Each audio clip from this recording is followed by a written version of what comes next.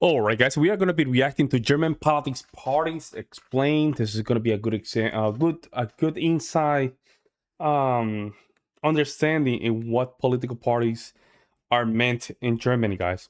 I just want you guys that we're heading to the 10,000 subscribers. We're getting there. Make sure you subscribe, comment, super chat if you guys can, because we're going to keep reacting to a lot of German stuff.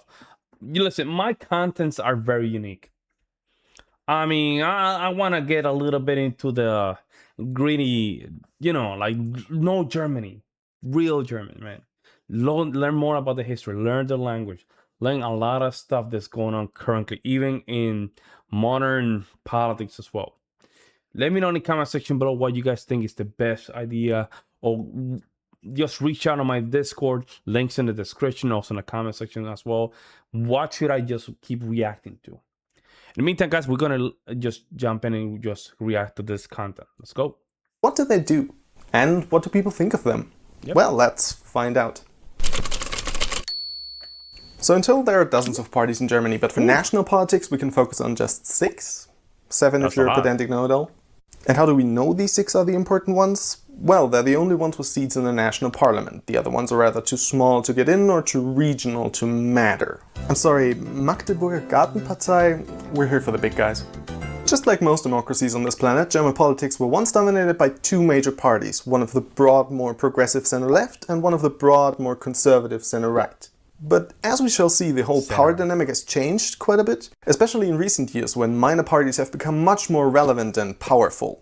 There will be time codes for all of these, but for now let's start with Die Sozialdemokratische Partei Deutschlands, SPD. This is the supposedly big party of the center-left. It's the oldest party in Germany, emerging from socialist movements of the 1860s before moderating into what it is today. If you're familiar with any of the many Labour parties around the world, like the UK one, or the New Zealand one, or the Dutch Partij van de Arbeid, you probably have a good idea of the SPD's basic profile, which is being the party of solidarity. A kind of solidarity that's expressed by a strong welfare state focusing on the working class as well as overall social and economic justice. Accordingly, their main focus has always been on the blue-collar worker, you know, your coal miner, metal worker, cleaner, hands-on kind of jobs. But these days they're really struggling to keep that aura of the grand old workers' party alive. You might be getting different explanations for why that is, depending on if you're talking to a more left-wing social democrat or a more pragmatic moderate. Those 2 wings of the party tend to clash from time to time. But either way, just know that the SPD again, I think this is okay. I think this is a healthy exercise. If you have a party that everybody just agree on, then you're not sharpening iron with iron. You need to just have a little bit of, a bit conflict in it to make sure you have a very healthy party. The big left party for decades. Onto their right-wing rival. Die Christlich-Demokratische Union, CDU. The CDU is a juggernaut in German politics. Most of our chancellors have been CDU, which makes them the sort of default power party, but just like the SPD, their shine's starting to wear off a little. When foreigners hear the name Christian Democratic Union, they often think that it's a sort of hardline religious group, which, let me be clear, it's definitely not. No, they're just sort of culturally Christian, right? So moderately conservative, sort of the more regressive, cautious force, in line with many of the right-wing parties across the continent. Traditionally, they're made up of social Christians, economic liberals, and conservatives. And no, I didn't just come up with these categories. No, the party quite ostentatiously advertises with these 3 pillars of the union. But you won't be wrong just calling them the Conservative Party of Germany. As such, they're most concerned with things like public safety, tradition, frugal spending, things like that. Oh, and overall they're quite moderate, which has won them many elections, but just like with the SPD, there's a growing desire from the more ideological wing of the party to become more unapologetically conservative again. Okay, so far so easy, right? 2 parties split along the standard Western left-right divide. And the thing is, we would have almost been stuck with that 2-party system if it weren't for Die Freie Demokratische Partei, FDP. Yeah, this little guy has always managed to squeeze in. The word free should have already given away what the Free Democrats stand for. Freedom. Or if you want to be fancy, we could also call it liberalism. How exactly that freedom is defined may vary between the different factions of the party. You know, you've got your social liberals, economic liberals, and national liberals, which is what we call the sort of right-wing libertarian kind of liberal. But really, these differences are minuscule. The important bit is they all agree that the individual should be at the center of all policy. That makes them both very open and progressive in a kind of we shouldn't tell other people how to live stance, as well as very capitalist. So they're all about... So basically, yeah, it's libertarianism. That's what it is, libertarianism. Lower taxes, decreasing bureaucracy, and competition. If you are into that sort of politics, chances are that you're from a sort of upper middle class to upper class household. Maybe you're a big shot business person or self-employed, or you founded one of these trendy hipster startups. Or at least that's the sort of person that usually votes for the FDP. Well, that and farmers. Now, I already mentioned that the FDP was sort of the reason we didn't end up with a two-party system, and I mean that quite literally. There were a few decades when we only had 3 parties in parliament, the 2 big ones and then the FDP as the small third option. But don't think small equals unimportant. No, that was actually a really comfortable situation for the FDP to be in, because they alone could choose who would rule the country. I mean, obviously not alone, but the success of the FDP always made it so that neither of the big parties could get an outright majority. And that's how the Liberals earned the rather unflattering title of the Kingmaker, who's only there to break the tie. But these days they're really trying to get away from that image by highlighting their tech savviness, for example. Bündnis 90, die Grünen. Next up are the Greens, who came in much later, like we're talking the 1980s here. The Greens are actually quite different from all of the other parties, since they grew out of these protest movements from the late 60s to late 70s, who advocated for all sorts of issues. So these are the boomers, basically. Like women's rights, anti-war, anti-nuclear power, hippies, and obviously environmentalism. And they kept that revolutionary spirit going even after they upgraded to a proper party. Like, look at them! Look how uncomfortable he is. All those high-class politicians suddenly sitting next to literal hippies knitting in parliament. Yeah. Now, obviously the old parties weren't happy with those green weirdos. I bet they don't even shower, they'd say. But then came a time in which the Liberals firmly placed themselves at the right hand of the Conservatives. Suddenly the Labour Party was without a partner. I think you can see where this is going. Hey, psst, hey, green guy. I didn't mean what I said about you and not showering. You actually smell quite nice. And thus came to be what's been considered kind of the natural state. Of course, this is the more simplified version of just explaining how the politics is being, has been taking place in the last 40 or 50 years. I just want to say that. German politics ever since, a red-green alliance as counterweight against a liberal-conservative one. Yeah. Since then, the Greens have undergone a sometimes messy evolution, with lots of infighting between their more left fundamentalist wing, called the Fundis, and their more moderate, sometimes even conservative wing, the Realos. However, that division seems to disappear a little, since the Greens have grown so much in the recent years. Like, they've become massively popular, at least for the time being. They're still a very explicitly feminist party and fairly interventionist economically, but they try to soften the edges a bit to seem more appealing to a wider audience. It's 1989. David Hasselhoff has just torn down the wall. East and West will finally reunite. What a major historical event. You'd expect the end of the Cold War to be a pretty big political earthquake, wouldn't you? One that's surely gonna leave its mark on the German party system. But remarkably, it wasn't. The few parties that did emerge from the New East were quickly sucked up by their already existing Western counterparts. Just like basically everything about the East. The only exception is Die Linke, which is the Eastern party.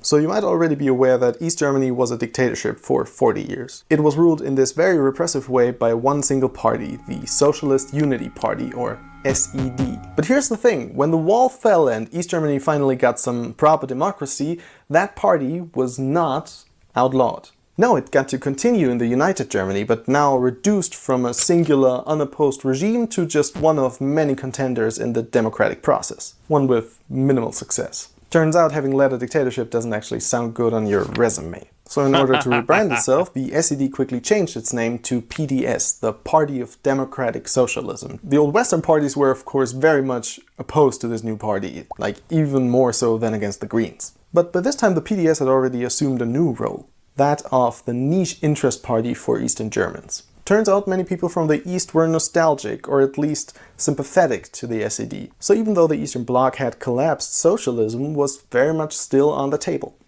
A little detour. What's the difference between socialism and social democracy? In many countries, the word socialism can I like where this is going. mean a whole bunch of things, from public healthcare to abolishing property. And if the word social democracy is even used, it's usually understood to be on the same spectrum as socialism. But I think most Germans would probably cringe at that, since historically we understand those two terms to be different categories. Now, I know there are a whole bunch of scientific definitions for those words, but I think conventional wisdom in Germany has it that socialism tries to overcome capitalism, whereas social democracy tries to rein in its destructive powers. Again, you might call this just a matter of degree, but here we perceive those two parties to be on different slots of the political spectrum. One of them with considerably more historical baggage. Just to finish this off, it's actually quite hard for me to see what kinds of factions there are within Die Linke. I mean, obviously there are all sorts of flavors of different doctrinaire socialist beliefs, with most of them belonging to a more settled professional class. But then you do get the occasional nutcase who's still under surveillance of the German intelligence service. So for many people it's kind of a mixed bag. Despite that, there's been a lot of talk recently about including the Linke into the center-left alliance together with the SPD and the Greens. The argument is that we're now 30 years removed from unification and that the old guard has surely given way for a new generation of socialists to emerge who have nothing to do with the old. I call that smart. They just figure out the political landscape. They say, you know what? I want to get out of here. I want to just move to something else. We are already looking. People look at us like the bad guys. We need to morph into something else. I think they figure out dictatorship. You know, they just want to advocate for better wages and fighting poverty, but that's still up for debate. Die Linke is still associated with these radical economic proposals, as well as a weird pro-Russia stance. So, we'll see. That's weird. That is actually weird. Okay, last one. Controversial. Die Alternative für Deutschland, AfD. The AfD was founded in 2013 by a bunch of right-wing conservatives who mainly campaigned on getting rid of the euro and returning to Germany's old national currency. Boring? Yes. But no, believe it or not, that was actually quite shocking. Our political parties share a large consensus, so they're all broadly for the European Union, they're all broadly for the same economic system, and they all broadly agree that climate change is really bad. And now the AfD came in to, shake things up a bit. Back then in 2013, I thought the AfD might become the sort of mirror image of Die Linke, where they occupy the same kind of spot in our political scene, just on the opposite side. One where they criticize the moderate center from a more ideological, populist perspective. That didn't happen. Instead, what happened was that the AfD was quickly taken over by far-right extremists with overt ties to neo-Nazi organizations with just despicably racist, homophobic, revisionist beliefs. The supposedly conservative side of the party has for the most part been on board with this partnership, although some have left out of protest, including the original founder of the party, which can never be a good sign. Yeah, and you can imagine their positions. They stylize themselves as the sort of fighters against SJW culture, they're hard on immigrants, they are the only rescue for a dying Germany. And that would be the good right, like maybe the conservatives are too mild, maybe we did need a more staunchly right-wing party in parliament. But there's this vicious anti-democratic tendency that permeates the entire party, which is just sad. And yeah, in case you're wondering... So what are those anti-democratic fashions that are inside the party? I would like to know. Let me know in the comment section below. I want to know. The other parties have erected a giant wall between themselves and the AfD, deeming them basically untouchable. Will the AfD actually gain power? Like maybe someday, but not now. Like if the Greens or Die Linke have taught us anything, then that with more moderation, you will gain power in Germany. If you don't moderate, you're out. Dun dun dun. Well, that's a good point. If you have well, it all depends. You have to understand your political landscape, right? You have to really understand how to play games. I said this multiple times. I think the AfD, it has an important message, but the candidates that are not strong, and not even the leader of the party, that lady, I forgot her name. I see her as a very weak candidate. I'm sorry. It's everything about. I think it's an important voice in Germany, All right, because all these voices need to be heard. But you guys need to find the correct somebody that can deliver the message with congruency. The congruency. And when things are wrong, things are wrong. When things are right, things are right. Very interesting. This is the easiest video I have watched when it comes down to understanding a little bit of the political parties in Germany. Very interesting. Let me know what you guys think in the comment section below. See you on the next one.